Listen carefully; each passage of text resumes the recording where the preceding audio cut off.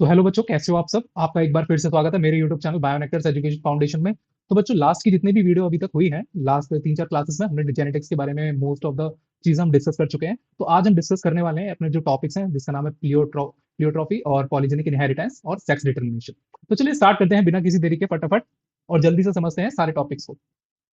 Polygenic inheritance. तो बेटा, polygenic inheritance का मतलब क्या है? तो जैसे कि हम हमेशा से शुरुआत करते आए हैं, एकदम बेसिक से, एकदम स्टैटिक से, तो वैसे ही चलते हैं। Polygenic inheritance. पॉली का मतलब क्या होता है? जब एक से ज्यादा कोई टर्म हम यूज करते हैं तो उसके लिए यूज करते हैं पॉली। जेनिक का मतलब जीन से रिलेटेड। और इनहेरिटेंस, इनहेरिटेंस आप लोग जानते हैं कि जब कोई पर्टिकुलर ट्रेट या फिर हम कैरेक्टर की बात करते हैं तो एक जनरेशन से दूसरी जनरेशन में जो आता है, तो इसी प्रोसेस को कहा जाता है इनहेरिटेंस। हिंदी में इसे कहा जाता है अनुवंशिकता। ठीक, तो चलिए इसके डेफिनेशन के बारे में मैं आपको एक आइडिया देता हूँ कि एक ऐसा जीन, ठीक है, मतलब कि जो एक ट्रेट है, पर्टिकुलर ट्रेट, कोई एक ऐसा फिनोटाइप। फॉर एग्जाम्पल, अभी अगर हम इसमें बात करें तो बहुत सारे एग्जाम्पल देखेंगे। जैसे स्किन के कलर का एग्जाम्पल अभी हम देखेंगे, तो उसी का एग्जाम्पल लेकर के चलते हैं। जैसे स्किन का जो कलर है वो बहुत सारे जीन से लिंक्ड होता है। मतलब एक ट्रेट, जो हमारा स्किन का कलर है, वो एक पर्टिकुलर ट्रेट है, वो एक कैरेक्टर है, वो लिंक है बहुत सारे जीन से। मतलब एक से मल्टीपल जीन एक सिंगल फिनोटिपिक कैरेक्टर को कंट्रोल करते हैं। मल्टीपल जीन एक सिंगल फिनोटिपिक कैरेक्टर को कंट्रोल करते हैं। इसमें आपको याद रखना है, मोर देन वन जीन। ठीक है, मल्टीपल जीन। पॉली का मतलब क्या होगा? बहुत सारे जीन। और जेनिक का मतलब हो गया, मतलब एक जो बहुत सारे जीन है वो एक इनहेरिटेंस को शो कर रहे हैं, मतलब एक पर्टिकुलर ट्रेट को कंट्रोल कर रहे हैं। तो डेफिनेशन क्या है? The trait control by a three और a more genes, multiple genes, are called the polygenic trait. मतलब एक ऐसी ट्रेट जो कंट्रोल करी जाए बहुत सारे जीन से, तो इसे हम कहते हैं पॉलीजेनिक ट्रेट या फिर पॉलीजेनिक इनहेरिटेंस, क्योंकि वो ट्रेट जो है वो एक जनरेशन से दूसरी जनरेशन में ट्रांसफर होती ही है। तो इसलिए इसे कहा गया पॉलीजेनिक ट्रेट, या फिर हमने इस फिनोमेना को नाम दिया पॉलीजेनिक इनहेरिटेंस, जिसमें बहुत सारे जीन मिलकर के एक पर्टिकुलर ट्रेट को कंट्रोल करते हैं। तो सिंपल सिंपल सी बात थी, सिंपल सिंपल सी डेफिनेशन हो गई। Polygenic trait show a distribution across a gradient, a whole range of possible phenotype. मतलब कि इसका जो फिनोटिपिक ट्रेट होता है, जो शो होता है एक्सटर्नली, फॉर एग्जांपल स्किन का कलर, तो ये ग्रेडियंट की फॉर्म में शो हो सकता है। मतलब या तो डार्क होगा, या फिर इंटरमीडिएट होगा, या फिर लाइटर होगा स्किन का कलर। तो ये तीनों एक ग्रेडियंट की तरह नहीं है कि जैसे कुछ लाइटर है, फिर उसके बाद लेस लाइटर, फिर उसके बाद कंप्लीट लाइटर। मतलब एक वैसे मैं रेसिस्ट नहीं हूं, लेकिन अगर हम बात करें तो एक डार्कर स्किन कलर, डार्कर, और फिर उसके बाद इंटरमीडिएट टाइप, इंटरमीडिएट, और उसके बाद लाइटर। कुछ इस तरीके से ग्रेडियंट शेप। जैसे हम ग्रेडियंट, जब भी मैंने, आपने अगर पहले वाली क्लासेस देखी है, तो ग्रेडियंट का मतलब ये होता है बेटा। ग्रेडियंट का मतलब होता है एक तरीके से हाई से लो के बारे में जब बात करते हैं, हाई टू लो की तरफ जाता है, तो इसे हम कहते हैं ग्रेडियंट। तो उसी तरीके से हाई डार्कर से लाइट डार्कर की तरफ। ठीक है, तो क्लियर हुआ आपको यहाँ पे कि पॉलीजेनिक इनहेरिटेंस का मतलब क्या था, कि जब मोर देन वन जीन मिल करके आपके एक पर्टिकुलर ट्रेट को कंट्रोल करते हैं, तो इसे हम पॉलीजेनिक ट्रेट या फिर हम पॉलीजेनिक इनहेरिटेंस कहते हैं। तो चलते हैं नेक्स्ट एग्जांपल की तरफ अपने। स्किन का colour. Skin colour in human is controlled by multiple gene. This is called a polygenic inheritance. तो जो जीन्स होते हैं, जैसे ए, बी और सी, ये तीन जीन्स हैं, ए, बी एंड सी। ये तीनों के तीनों जीन्स मिलकर के आपके स्किन के कलर को कंट्रोल करते हैं, स्किन कलर को। अब इसमें से भी कुछ डोमिनेंट होते हैं और कुछ रिसेसिव होते हैं। For example, capital A represent dominant allele, और small a represent recessive. Capital A, capital B and capital C. तो these are the dominant trait, and small b and small c, these are the recessive traits. तो आपको एक बात याद रखनी है, जो डोमिनेंट ट्रेट होती है, जब ये ट्रेट ज्यादा डोमिनेंट है नेचर में और ये एक्सप्रेस भी हो रही है, तो ये बढ़ाएंगे। एक पिगमेंटेशन होता है, मिलानिन पिगमेंट। मिलानिन पिगमेंट का प्रोडक्शन, मिलानिन पिगमेंट प्रोडक्शन को बढ़ाएंगे, तो इंक्रीज करेंगे। जब ये एक्सप्रेस होने लगते हैं, जब रिसेसिव वाले फाइनली ट्रांसफर होते हैं और एक्सप्रेस होते हैं, तब ये मिलानिन के पिगमेंटेशन को घटाएंगे। मिलानिन पिगमेंट प्रोडक्शन डिक्रीज करेंगे। अब मिलानिन पिगमेंट क्या होता है कि जितना ज्यादा मिलानिन पिगमेंट होगा, उतनी ही ज्यादा स्किन डार्क रहती है। तो मतलब कहने का मतलब सिर्फ इतना सा है कि अगर जीनोटाइप कुछ इस तरीके का होगा, capital A, capital A, capital B, या फिर कैपिटल सी, तो इस तरीके के इंडिविजुअल में स्किन कलर डार्कर होगा। अगर फिनोटाइप कुछ इस तरीके का है, small c small c, small b small b, small a, तो इस तरीके के इंडिविजुअल में स्किन कलर जो रहेगा बेटा, वो रहेगा लाइटर। लेकिन अगर ये हेट्रोजाइगस है, फॉर एग्जांपल हेट्रोजाइगस है,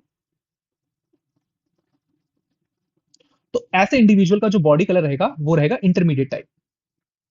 इंटरमीडिएट टाइप मतलब सांवला जिसे कहते हैं मेनली। तो कितने आसानी से हमने ये तीनों के तीनों जीन्स के बारे में जाना और हमने पॉलीजेनिक इनहेरिटेंस को अपने कंप्लीट करा। ये इतना ही दे रखा है एनसीईआरटी के अंदर, और भी इसके बहुत सारे एग्जांपल हो सकते हैं। तो चलिए बढ़ते हैं अपने नेक्स्ट टॉपिक की तरफ, जिसका नाम है प्लियोट्रॉपी। अब पॉलीजेनिक इनहेरिटेंस में क्या था कि मल्टीपल जीन्स एक पर्टिकुलर कैरेक्टर को कंट्रोल कर रहे थे, लेकिन प्लियोट्रॉफी में, सॉरी, प्लियोट्रॉफी के अंदर इसका जस्ट उल्टा होता है। प्लियोट्रॉफी के अंदर जो बहुत सारे ट्रेट्स जो होते हैं कंट्रोल करे जाते हैं सिर्फ एक जीन से। मतलब बहुत सारे जो फिनोटिपिक कैरेक्टर्स होते हैं वो कंट्रोल करे जाते हैं सिर्फ एक जीन से। सिर्फ इसका उल्टा प्लियोट्रॉफी का। सो जैसे इसकी डेफिनेशन है, the phenomena where a single gene can exhibit multiple phenotypic expression, या फिर हम बात करें multiple phenotypic character affecting more than one trait, और मोर देन वन ट्रेट को वो अफेक्ट करते हैं। ठीक है, एक जीन और बहुत सारे इफेक्ट, ये क्या है प्लियोट्रॉफी। बहुत सारे जीन और एक इफेक्ट, ये क्या है पॉलीजेनिक इनहेरिटेंस। तो अपोजिट है। तो चलिए बढ़ते हैं इसके एक एग्जांपल की तरफ। सबसे पहला जो इसका एग्जांपल है, जो एनसीईआरटी के अंदर भी दे रखा है और जो हम यहाँ पर भी डिस्कस करने वाले हैं, तो है phenyl ketone urea. Phenyl ketone urea short में से कहते हैं पीकेयू। अब फिनाइल कीटोन यूरिया एक ऐसा एग्जांपल है, ये बेसिकली ये एक जेनेटिक डिसीज है फिनाइल कीटोन यूरिया। इसमें क्या होता है कि एक एंजाइम होता है फिनाइल एलानिन हाइड्रोक्सिलेज। ये जो एंजाइम है बेटा पीएचए भी कहते हैं इसे, फिनाइल एलानिन हाइड्रोक्सिलेज। तो ये एंजाइम को जो जीन कोड करते हैं, जो ये सिंगल जीन होता है जो कोड करता है, ये डिफेक्टिव हो जाता है। डिफेक्टिव। अब जब ये डिफेक्टिव हो जाएगा या फिर हम कहीं बात करें म्यूटेटेड हो जाएगा, तो ये ठीक से फंक्शन नहीं करेगा। तो ये नॉन फंक्शनल एंजाइम बनेगा, नॉन फंक्शनल। ये एंजाइम फंक्शनल नहीं होगा, नॉन फंक्शनल। और जब ये एंजाइम फंक्शनल नहीं होगा, तो इस एंजाइम का वर्क होता है आपके फिनाइल एलानिन, जो कि क्या है, ये एक एरोमेटिक अमाइनो एसिड है। एरोमेटिक। अगर आप में से किसी को भी एरोमेटिक अमाइनो एसिड या फिर डिफरेंट डिफरेंट काइंड के अमाइनो एसिड्स के बारे में पढ़ना है, तो आप जाकर के मेरी बायोमोलिक्यूल्स वाली वीडियो को चेकआउट कर सकते हैं, मैं डिस्क्रिप्शन में लिख दे दूंगा। एरोमेटिक अमाइनो एसिड को कन्वर्ट करता है बेटा आपके टायरोसिन। ठीक है, पीएच, फिनाइल एलानिन हाइड्रोक्सिलेज। ठीक है, पीएच। अब जब ये एंजाइम डिफेक्टिव होगा, तो टायरोसिन में कन्वर्जन नहीं होगा, क्योंकि टायरोसिन का बहुत सारा वर्क होता है। टायरोसिन ही आपका मेलानिन पिगमेंट को बढ़ाता है, मेलानिन। फिनाइल एलानिन सिंथेसिस में हेल्प करता है बहुत सारे हार्मोन्स, जैसे डोपामीन, डोपामीन की हम बात करें, ठीक है, एपिनेफ्रिन की बात करें, या फिर हम बात करें थायराइड हार्मोन की। तो डिफरेंट डिफरेंट हार्मोन्स होते हैं, उनके प्रोडक्शन में हेल्प करता है टायरोसिन। तो जब phenyl alanine hydroxylase enzyme non function होगा, जिसकी वजह से क्या होगा, फिनाइल एलानिन अमाइनो एसिड है, इसका एक्यूमुलेशन होना स्टार्ट हो जाएगा, बॉडी में एक्यूमुलेट होने लगेगा। जब कन्वर्ट ही नहीं होगा, बॉडी में एक्यूमुलेट होगा। और इसकी एक्यूमुलेटेड जो फॉर्म्स होती है वो बहुत ही ज्यादा टॉक्सिक होती है। इसकी बहुत सारी फॉर्म्स होती है, मेनली दो मैं यहाँ पे लिख रहा हूँ। फिनाइल लैक्टिक एसिड, ठीक acid, phenyl acetic acid, phenyl acetic acid. ये दोनों ही फॉर्म जो होती है, बहुत सारी हो सकती है और भी फॉर्म्स हो सकती है, लेकिन ये जो दोनों फॉर्म्स होती है काफी ज्यादा टॉक्सिक होती है बॉडी के लिए। इनकी वजह से ही हेयर लॉस बढ़ने लगता है, और ब्रेन ब्रेन ब्रेन में न्यूरोलॉजिकल डिसऑर्डर्स हो जाते हैं, neurological neurological disorders, logical disorder, जिसकी वजह से आपकी जो मेमोरी होती है वो वीक होने लगती है। पिगमेंटेशन प्रॉब्लम आती है, पिगमेंटेशन प्रॉब्लम। तो काफी सारी प्रॉब्लम्स क्रिएट हो जाती है इस एक एंजाइम के नॉन फंक्शन होने की वजह से, जो फिनाइल एलानिन को कन्वर्ट कर रहा है टायरोसिन से। ठीक है, तो इसके कुछ बारे में मैंने लिखा रखा है यहाँ पे। जैसे फिनोटिपिक एक्सप्रेशन कौन कौन से, मतलब एक जीन था वो डिफेक्टिव हो गया, जिसकी वजह से एंजाइम अपना फंक्शनल वर्क नहीं कर पाया, जिससे बहुत सारे फंक्शन अफेक्ट हुए। For example mental retardation, hair pigmentation, skin pigmentation, toxicity increase हो जाती है बॉडी के अंदर। ठीक है, आपने देखा कितने सारे फिनोटिपिक कैरेक्टर अफेक्ट हुए सिर्फ एक जीन के नॉन फंक्शन होने की वजह से, या फिर हम कहें म्यूटेशन होने की वजह से, या फिर उसमें डिफेक्ट होने की वजह से। तो यहां पर हमने देखा कि एक सिंगल जीन की वजह से कितने सारे फिनोटिपिक कैरेक्टर शो हुए। ठीक है, अब नीट के पॉइंट ऑफ व्यू से यहां पर ना एक आपको बहुत ज्यादा ध्यान देने वाली बात है, एनसीईआरटी के अंदर भी ये बात नहीं लिखी हुई है। ठीक है, अब आप देखो, सिकल सेल एनीमिया एक जेनेटिक डिसऑर्डर है, सिकल सेल एनीमिया। ठीक है, फिनाइलकीटोन्यूरिया भी एक जेनेटिक डिसऑर्डर है। सिकल सेल एनीमिया के केस में क्या होता है, सिकल सेल एनीमिया के केस में, इसको एक क्लीन पेज पे लेते हैं, फिर उसके बाद समझते हैं इसे।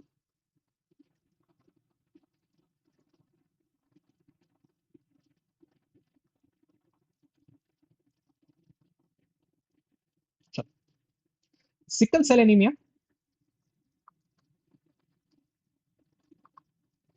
एक जेनेटिक डिसऑर्डर। अभी जेनेटिक डिसऑर्डर हम नेक्स्ट वीडियो में कंप्लीट करेंगे, क्या होते हैं जेनेटिक डिसऑर्डर, या फिर हम क्रोमोसोमल डिसऑर्डर की बात करें तो डिटेल में डिस्कस करेंगे, वहां पे डिफरेंट डिफरेंट काइंड के सिंड्रोम्स वगैरह को सबको डिस्कस करेंगे। सिकल सेल एनीमिया में जो आरबीसी होती हैं वो सिकल शेप की हो जाती है, सिकल शेप की। सिकल शेप कहें या फिर हाफ मून शेप कहें, half moon, half moon shape.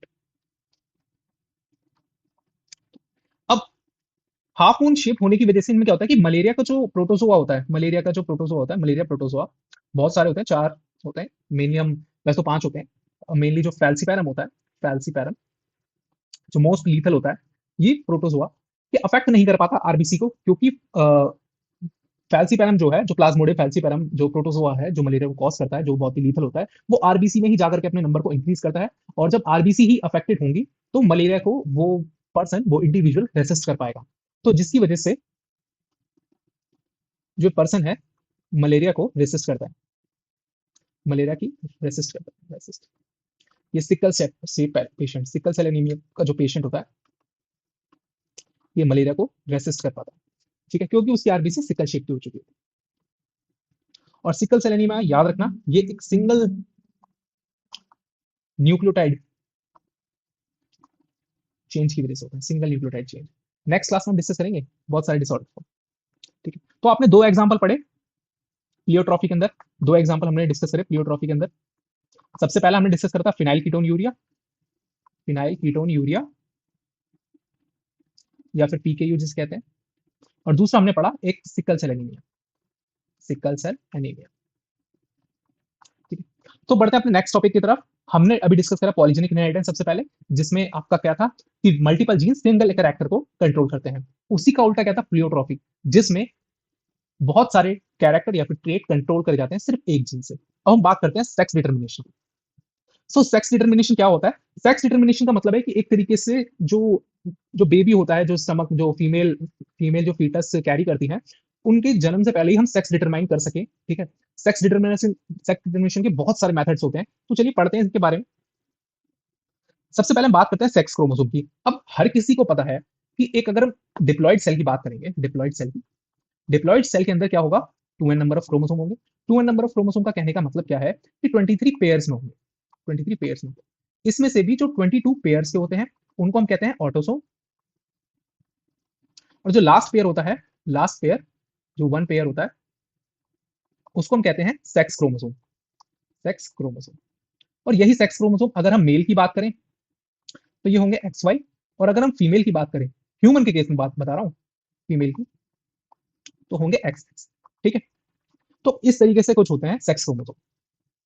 सबसे पहले सेक्स क्रोमोसोम को देखा था हैंकिंग, साइंटिस्ट से हैंकिंग्स, तो उन्होंने 1891 में सबसे पहले इंसेक्ट के अंदर सेक्स क्रोमोसोम को देखा था और उन्होंने उनका नाम दिया एक्स बॉडी। फिर उसके बाद बहुत सारे साइंटिस्ट आए, उन्होंने इस एक्स बॉडी का एक स्ट्रक्चर को देखा और फाइनली उन्होंने नाम दिया उसे एक्स क्रोमोसोम, ठीक है। तो वहां से निकल करके आया sex chromosome is a x chromosome. अब सेक्स डिटर्मिनेशन के बहुत सारे मेथड्स होते हैं, बहुत सारे मेथड होते हैं, different different individual, different different species और डिफरेंट डिफरेंट सेक्स डिटर्मिनेशन के मेथड। सबसे पहले हम बात करते हैं जैसे ग्रास हॉपर और अदर इंसेक्ट वगैरह में किस टाइप का सेक्स डिटर्मिनेशन मेथड होता है। उसमें होता है एक्सएक्स टाइप और एक्सओ टाइप। ये एक्सएक्स और एक्सओ टाइप किसमें होता है, ग्रास हॉपर्स वगैरह या फिर इंसेक्ट में। दूसरा होता है एक्सएस और एक्सएक्स वाई टाइप, ये होता है फाइनली मेल्स में और डॉर्सोफिला में। जेड जेड और जेड डब्ल्यू टाइप ये होते हैं हैंस वगैरह में, मुर्गी वगैरह जो होते हैं ना, peacock, reptiles, butterfly, fishes etcetera में। इनमें होता है जेड डब्ल्यू और जेड जेड टाइप। तो ये 3 तरीके के मेथड आपके सिलेबस में भी है और आपको पढ़ने भी है, पहला, दूसरा और तीसरा। तो चलिए एक एक करके समझते हैं, इसी टेबल के साथ हम चलेंगे ताकि इससे आपको इजी रहे, आपको कहीं और ज्यादा पढ़ने की जरूरत भी नहीं पड़ेगी और आपका एक रिवीजन हो जाएगा। आपके पास मटेरियल भी होगा, अगर आप थ्योरी लिखना चाहते हैं सेक्स डिटर्मिनेशन के ऊपर तो आप लिख सकते हैं। अभी हमने इससे पहले कुछ हिस्ट्री के बारे में जाना, अब हम बात करते हैं कितने टाइप के हैं। तो चलिए पढ़ते हैं फटाफट। सबसे पहला हम लेते हैं एक्स एक्स और एक्सो टाइप। देखो एक्स एक्स जो होता है वो मेनली फीमेल्स में होता है, ठीक है, और एक्स ओ जो होगा वो होगा मेल में। अब गैमेट प्रोड्यूस बाय हेट्रोगैमेटिक मतलब एक्स एंड ओ। इसमें जो सेक्स डिटरमाइनिंग जो होगा वो स्पर्म होता है, मतलब जिस कौन सा गैमेट ऐसा है जिससे सेक्स डिटरमाइन हो सकते हैं, या तो मेल का गैमेट होगा या फिर फीमेल का गैमेट होगा, दो ही तो गैमेट बन रहे हैं, या तो मेल बनाएगी या फिर फीमेल बनाएगा। मेल के पास यहाँ पर कैसे है एक्स ओ टाइप और फीमेल के पास कैसे है एक्स एक्स टाइप, तो यहाँ पे सेक्स डिटरमाइनिंग गैमेट्स कौन से होंगे, मेल के स्पर्म के, जो प्रोवाइड करेगा आपके एक्स और ओ टाइप। ठीक है, दूसरे होते हैं ये ग्रास ओवर में, और क्रोमोसोम काउंट मेल और फीमेल अनइक्वल, और male has one less chromosome, मतलब मेल के पास केवल एक ही एक्स क्रोमोसोम होता है, दूसरा वाई क्रोमोसोम नहीं होता है। ठीक है, तो इसलिए इसे कहा गया एक्स एक्स और एक्सो टाइप। तो सिंपल सी डेफिनेशन है एक्सो टाइप की, एक्स एक्स और एक्स ओ टाइप। अगर एक्स एक्स मिलता है तो फाइनली आपका क्या बनेगा, फीमेल। अगर एक्स और एक्सओ मिलता है तो क्या बनेगा आपका, मेल। ठीक है, तो ये था, इतना सा, इतनी सी बात थी। ये प्रेजेंट होते हैं, ये टाइप किसमें प्रेजेंट होता है, ग्रास हॉपर्स में, और आपका कुछ इंसेक्ट्स में प्रेजेंट होता है।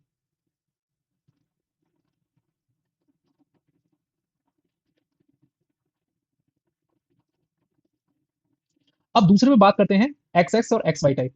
एक्स एक्स जो होता है ये होता है फीमेल के अंदर, और सेक्स क्रोमोसोम, और एक्स वाई सेक्स क्रोमोसोम किस में होते हैं, मेल में। अब यहाँ पे जो सेक्स डिटरमाइनिंग होता है ये भी स्पर्म के जरिए होता है, एक्स वाई टाइप, क्योंकि स्पर्म ही जो है वो टू डिफरेंट टाइप के गैमेट्स प्रोड्यूस कर पाता है।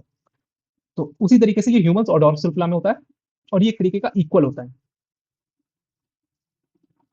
क्रोमोसोम काउंट इक्वल होते हैं। कहने का मतलब ये है, क्रोमोसोम काउंट कैसे कि अगर हम मेल की बात करें तो उनके अंदर भी 46 क्रोमोसोम होंगे, और अगर हम बात करें फीमेल की तो उनके अंदर भी 46 क्रोमोसोम। तीसरा है जेड जेड और जेड डब्ल्यू टाइप। इसमें मेल्स के पास होते हैं जेड डब्ल्यू टाइप, और फीमेल्स के पास होते हैं जेड जेड। और यहाँ पर जो सेक्स डिटरमाइनिंग गैमेट्स होते हैं वो प्रोड्यूस करेगा ओवम, यानी कि फीमेल। जब फीमेल की बात करते हैं तो उसके पास ही टू डिफरेंट टाइप के, इसे हम हेट्रोगैमेटिक भी कहते हैं और होमोगैमेटिक। जैसे अभी आपने हेट्रोजाइगस और होमोजाइगस पढ़ा था ना, जब हम सेक्स क्रोमोसोम में बात कर रहे थे, हेट्रोजाइगस और होमोजाइगस, जब हमने मेंडल को लेकर के चल रहे थे, तो आपने इसे आपने क्या कहा था, हेट्रोजाइगस, और इसे आपने क्या कहा था, होमोजाइगस। तो उसी तरीके से इसे हम कहते हैं होमोगैमेटिक, होमोगैमेटिक। ठीक है, अब इसमें भी मेल और फीमेल होमोगैमेटिक हो सकते हैं। इस केस में क्या है, ये फीमेल होमोगैमेटिक है, फीमेल होमोगैमेटिक। ठीक है, और इसे हम कहते हैं हेट्रोगैमेटिक, हेट्रोगैमेटिक। इसे हमने क्या कहा, मेल हेट्रोगैमेटिक। ठीक है, तो एनसीईआरटी में ये जो टर्म लिखी हुई है इससे देख कर कंफ्यूज नहीं होना बिल्कुल भी, फीमेल हेट्रोगैमेटिक और मेल हेट्रोगैमेटिक क्या होता है, या फिर फीमेल होमोगैमेटिक क्या होता है, या फिर मेल होमोगैमेटिक क्या होता है। क्लियर। सो ये बर्ड्स हैं, ये आपके बर्ड्स में होते हैं हैन, और सम रेप्टाइल्स, बटरफ्लाई एंड फिशेस में अवेलेबल होते हैं ये टाइप, जो जेड जेड और जेड डब्ल्यू टाइप है। ठीक है, तो आपने अभी तीन टाइप के सेक्स डिटर्मिनेशन के बारे में पढ़ा। सबसे पहला था आपका एक्स एक्स और एक्स ओ टाइप, ये मेनली ग्रास हॉपर्स और सम इंसेक्ट के अंदर प्रेजेंट होता है। दूसरा पढ़ा आपने ह्यूमंस का, और आपने पढ़ा डॉर्सोफिला का, इनके अंदर एक्स एक्स और एक्स वाई टाइप होता है। ठीक है, थर्ड वन आपने पढ़ा जेड जेड और Z W type. Z Z और जेड डब्ल्यू टाइप ये होता है मेनली बर्ड्स के अंदर, फिशेस के अंदर और रेप्टाइल्स के अंदर। इनके अंदर जो सेक्स डिटरमाइनिंग गैमेट्स होते हैं ये फीमेल प्रोड्यूस करते हैं, या फिर ओवम प्रोड्यूस करता है, क्योंकि जो ओवम होता है वो कंटेन करता है आपके टू डिफरेंट टाइप के जेड डब्ल्यू टाइप के गैमेट्स को, क्योंकि फीमेल यहाँ पर कैसी है, हेट्रोगैमेटिक है। क्लियर। तो इससे आपको एक बात समझ में आई होगी, एक बात आपको याद रखनी है, जो हेट्रोगैमेटिक होते हैं ना, हेट्रोगैमेटिक, भले वो मेल हो चाहे वो फीमेल हो, वही आपके सेक्स डिटरमाइनिंग गैमेट को, सेक्स डिटरमाइनिंग गैमेट प्रोड्यूस करते हैं, गैमेट प्रोड्यूस करते हैं। ठीक है, चलो अब इतना तो आपने पढ़ लिया सॉरी, इतना तो अभी आपने पढ़ लिया कि सेक्स डिटरमिनेशन के तीन मेथड आपने पढ़ ली, इतना एनसीईआरटी के अंदर दे रखा है, उतना सही भी। ठीक है, अब कुछ एक्स्ट्रा पॉइंट आते हैं जो नीट के रिगार्डिंग आपको याद रखने हैं। देखो, सबसे पहली बात, हमने जो यहाँ पर एक लाइन बनाते हैं सबसे पहले और फिर स्टार्टिंग करते हैं। हमने सेक्स डिटरमिनेशन में एक मेथड पढ़ा था जो ह्यूमंस और डॉर्सोफिला के अंदर था। ह्यूमन के अंदर हमने पढ़ा था एक्स एक्स और एक्स वाई टाइप। ठीक है, ये दो पढ़े थे। एक्स एक्स किस में था, फीमेल्स में था। एक्स वाई किस में था, मेल्स में था। और ये हमने पढ़ा था किसके लिए, पहले हमने पढ़ा था ह्यूमंस के लिए। ठीक है, और हमने बात करी थी डॉर्सोफिला की, डॉर्सोफिला। ठीक है, ये देखो यहाँ पे लिखा भी है ह्यूमंस और Drosophila, most of the mammals के अंदर। लेकिन यहाँ पर ना एक बात है, सेक्स डिटरमिनेशन ह्यूमन के अंदर अलग तरीके से होता है, और सेक्स डिटरमिनेशन डॉर्सोफिला के अंदर अलग तरीके से होता है। होते दोनों के अंदर सेक्स क्रोमोसोम यही है, एक्स एक्स और एक्स वाई टाइप। लेकिन यहाँ पे कुछ एक्सेप्शन है, उसे देखते हैं। ह्यूमन के अंदर तो यही होता है, एक फीमेल होती है और एक मेल होता है। फीमेल के पास एक्स एक्स टाइप होता है, मेल के पास एक्स वाई टाइप होता है। और एक्स एक्स इनके बीच में जब क्रॉस होगा तो एक्स एक्स बनेगा, तो फाइनली फीमेल क्रिएट होगी, और एक्स वाई बनेगा तो फाइनली मेल क्रिएट होगा। क्लियर। ह्यूमन के पास जो वाई क्रोमोसोम होता है, इसके ऊपर एक एस आर वाई जीन होता है, एस आर वाई जीन। ठीक है, ये जो जीन होता है, ये सेक्स डिटरमाइनिंग रीजन होता है। इसको हम कहते हैं sex determining region on Y chromosome. ये नेसेसरी होता है S R Y gene for the male fertility. Male fertility के लिए जरूरी होता है, और ये प्रेजेंट भी होता है वाई क्रोमोसोम के ऊपर। इससे हमें पता लगता है कि मेल है या फिर फीमेल है। मतलब मेल क्या है, एक तरीके से हेट्रोगैमेटिक है। दूसरी बात, जब हेट्रोगैमेटिक है और मेल, तो वो ही आपका सेक्स डिटरमाइनिंग गैमेट को प्रोड्यूस करेगा, और इसी से ही पता चलता है मेल से ही कि जो ऑफस्प्रिंग होगा वो मेल होगा या फिर फीमेल होगा। ठीक है, ड्रोसोफिला के केस में सेम यही होता है।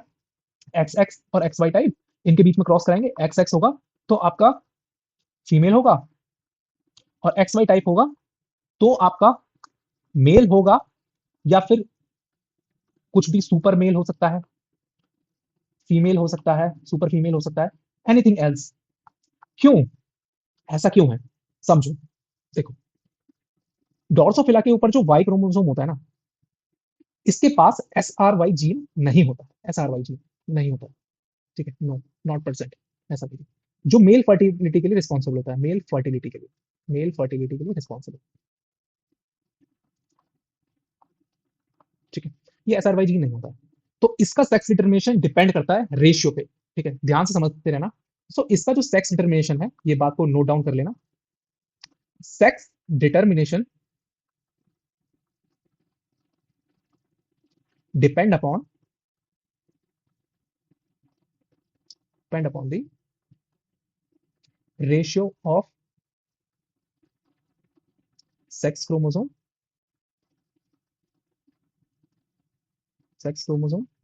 and autosomes। ठीक है, तो रेशियो पे डिपेंड करता है कि मेल होगा या फिर फीमेल होगा। तो चलिए किस तरीके से डिपेंड करता है इससे समझते हैं। नेक्स्ट क्लीन स्लाइड लेते हैं।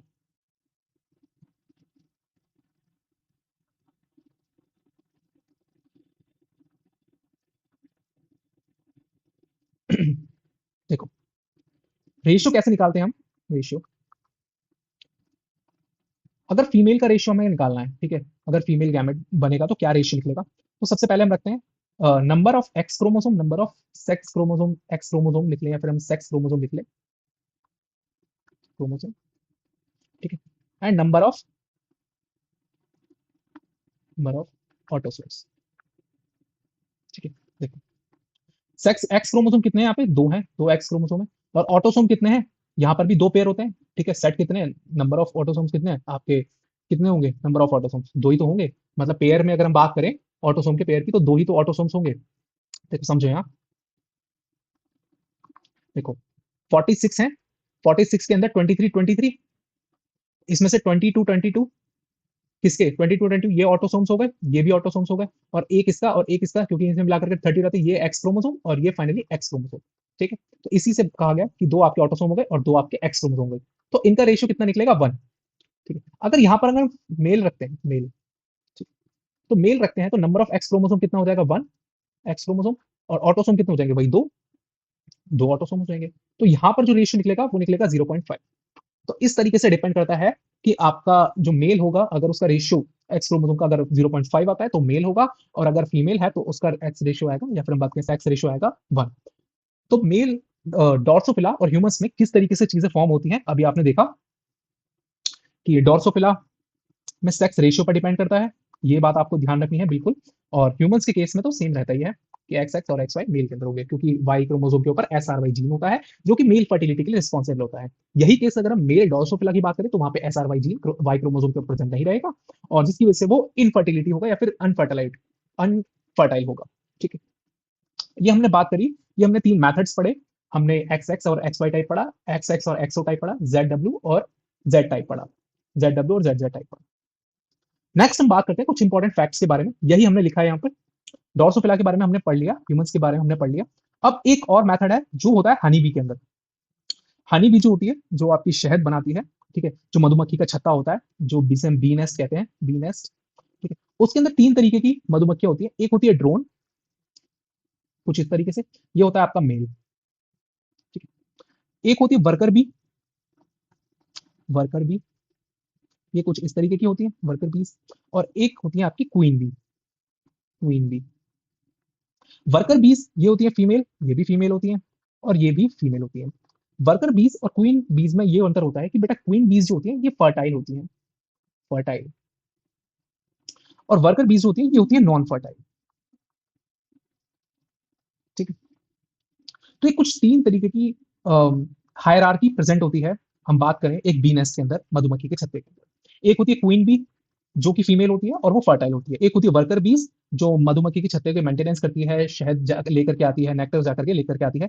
हम बात करें तो नेक्टर की, तो यूट्यूब चैनल बायो नेक्टर्स को सब्सक्राइब करिए। अगर आपको पसंद आती है मेरी वीडियो तो please like share and subscribe my YouTube channel.